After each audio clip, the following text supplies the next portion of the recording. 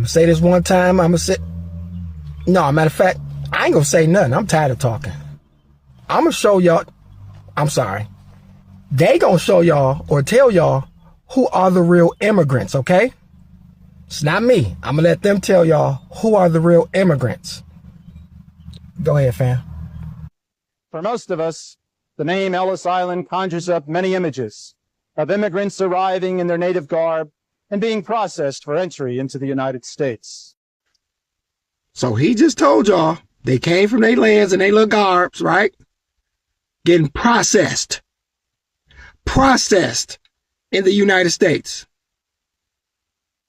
Now, cuz, tell me some more what was going on before they got here. Let them know. Fleeing poverty, oppression, persecution, and war, they took the risk. They left behind their familiar worlds and journeyed to a land they knew only but by hearsay. They came to a land of promise, to a land that not always welcomed them with open arms, but to a land where they did have freedom of choice.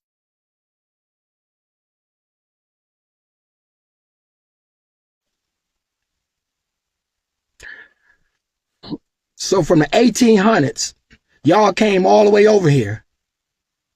Immigrants since 1800? So you mean to tell me these the same ancestors that's today that we see today? Go ahead and tell me, man. Tell us the truth. Go ahead, bro. Go ahead.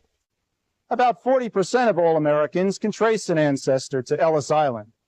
But for those other Americans whose family members did not come through here, the name Ellis Island still conjures up more than just a relic of the past. It is a powerful symbol, a touchstone that goes to the very core of being an American.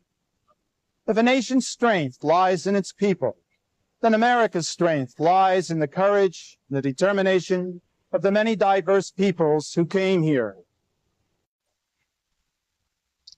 I don't know what y'all looking at me for.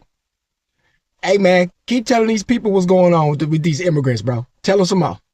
The immigrants put down roots in America, and their children grew up as Americans, fulfilling the promise. Ellis Island is thus a symbol of the spirit of America, of a nation of immigrants, of people willing to make sacrifices, to face challenges, to make their dreams become realities. On in 1910, over 8 million immigrants came, an average of 5,000 a day landing at Ellis Island in 1907, its peak year. Selling their few possessions or saving for a year to pay for their $5, later $12 steamship ticket, they came to golden America. Some came alone, others came as families. Tens of thousands came as sojourners. So you mean to tell me over 8 million of y'all came over here as immigrants from Europe, Germany, Italy, Russia, all that Poland? Y'all really came over here in droves as immigrants, in your own words, and calling other people immigrants and non-citizens? Blasphemy. And y'all remember that slave ship shit? Y'all remember that? They ain't got no evidence of no slave ships, no black people, right? No evidence nowhere. I got proof of they shit. That's their story. Tell them. They entered the bowels of the ship, down below the waterline, where the steering mechanism could be seen and heard. Sleeping shoulder to shoulder in bunks with straw-filled mattresses, their cramped quarters had no ventilation and reeked of old food, seasickness, and unwashed humanity. Sometimes typhoid broke out, and for some, their journey ended with burial at sea. Most eventually overcame their seasickness. In good weather, fresh air on the crowded steerage deck brought welcome relief from the stench below. Here new friendships were formed, songs were sung, stories told, and rumors spread about Ellis Island. After 10 to 14 days at sea, the ship neared New York City. So y'all did some old trading places shit, huh? That man just said y'all was on slave ships. Y'all was smelling like human filth. That's not my words. He said that. Ellis Island. Huh? Come on, immigrants. And y'all want to know how y'all was really living before y'all came over here? Huh? When y'all came over here and seen these beautiful buildings that we was building, we had all this beautiful stuff. Let me tell y'all what the immigrants saw. My fact. He gonna tell you.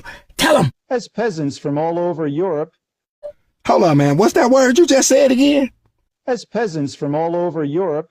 Hold on, wait. Say that word again, cuz. As peasants from all over Europe, many were unaccustomed to electricity and indoor plumbing. So you mean to tell me y'all didn't even have no electricity? Or even no plumbing? Damn! How was y'all even shitting or pissing?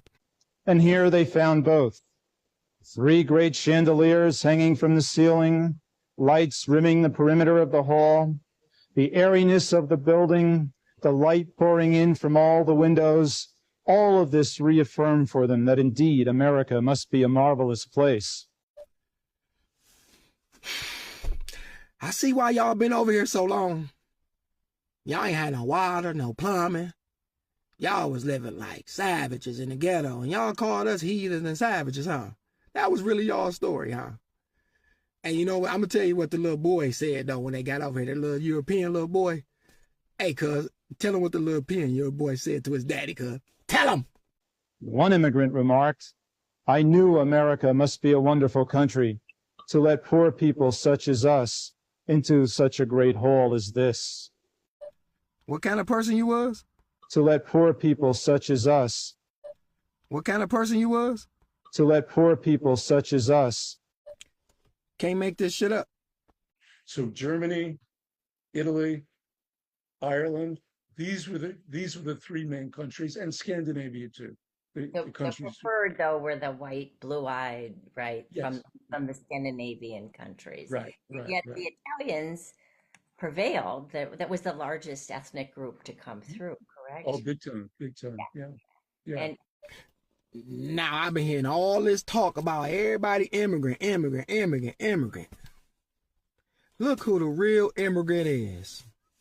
All these European countries, man. Y'all the true immigrants. Once y'all people wake up and stop being distracted, y'all gonna start let immigrants come in y'all home and fuck y'all over. But until then, obey. Obey. Its name lived on through letters from immigrants before that time to family and friends in Europe. For many poverty-stricken immigrants arriving here at Ellis Island, the main building indeed looked like a castle. Its size and grandeur were far different from the simpler structures they knew back home in their towns and villages. And unlike those imposing castles throughout Europe, this beautiful building was one that they, landless peasants, could enter.